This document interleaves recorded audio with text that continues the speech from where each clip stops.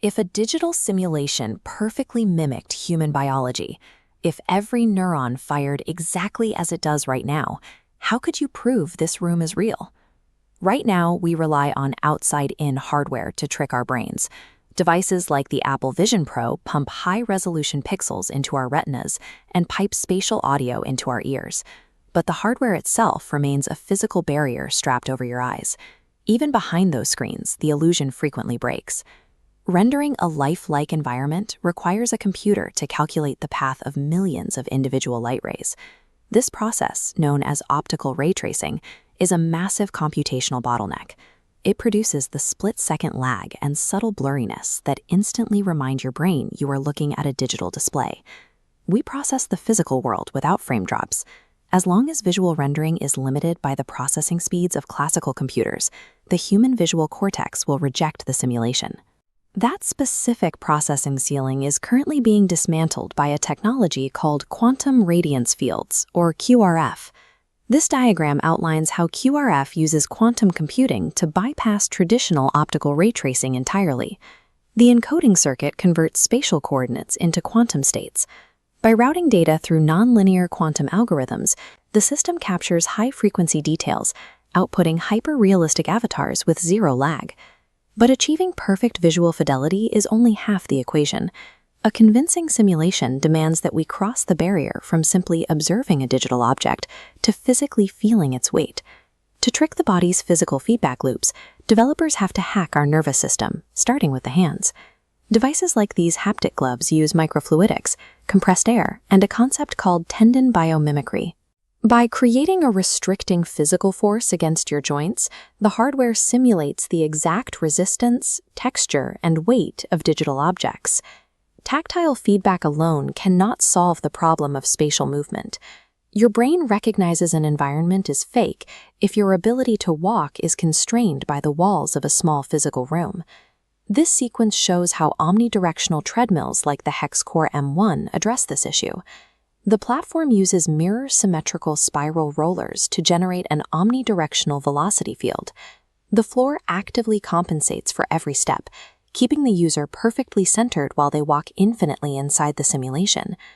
This animated diagram illustrates the final physical hack: galvanic vestibular stimulation. A system like 3Waves delivers precise electrical pulses directly into your inner ear. By overriding natural fluid dynamics, the hardware artificially induces feelings of acceleration, forces spatial disorientation, and eliminates VR motion sickness. These outside-in hardware rigs can perfectly simulate physical interaction, but they are clunky, mechanical proto-VR firewalls. To achieve absolute immersion, the hardware must be discarded. The ultimate goal is an inside-out convergence known as full-dive VR, a state where sensory immersion is achieved by bypassing the physical body entirely. The biological complexity required to achieve this is staggering.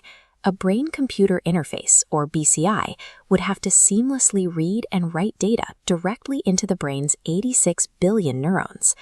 This visualization shows how a fully realized BCI operates. Instead of simulating reality through external screens or haptic gloves, the interface directly ignites the exact neural pathways responsible for a sensation. The brain receives the exact electrical signal for the feeling of brain, or the texture of concrete, without the physical object existing. We are currently in the foundational beta testing of this architecture. Companies like Neuralink have implanted basic neurotechnology that allows paralyzed patients to control digital cursors and play video games using only their thoughts. Pushing past a digital cursor to synthesize a complete reality shifts VR from a hardware manufacturing problem into a highly invasive neurological engineering challenge, which forces us to confront the psychological consequences of the biological merge. What happens to the human mind when a digital simulation feels physically identical to reality? Massive scientific and ethical bottlenecks block this future. Implanting a BCI requires brain surgery, carrying severe risks of infection and long-term scarring. Furthermore, our current medical understanding is limited.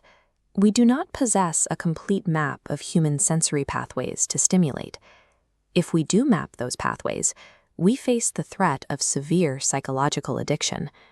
When a custom-built neural simulation offers a flawless existence, the incentives to unplug and return to a difficult, flawed physical reality rapidly disappear.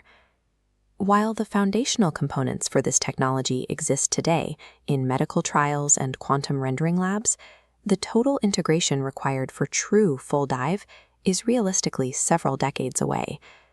But the trajectory is set. Because the technology to replace reality is biologically possible and currently in active development, we are caught in an inescapable logic trap. It is mathematically impossible to prove we are not already existing inside a mature version of this exact architecture. Technology is systematically disassembling the boundaries of reality.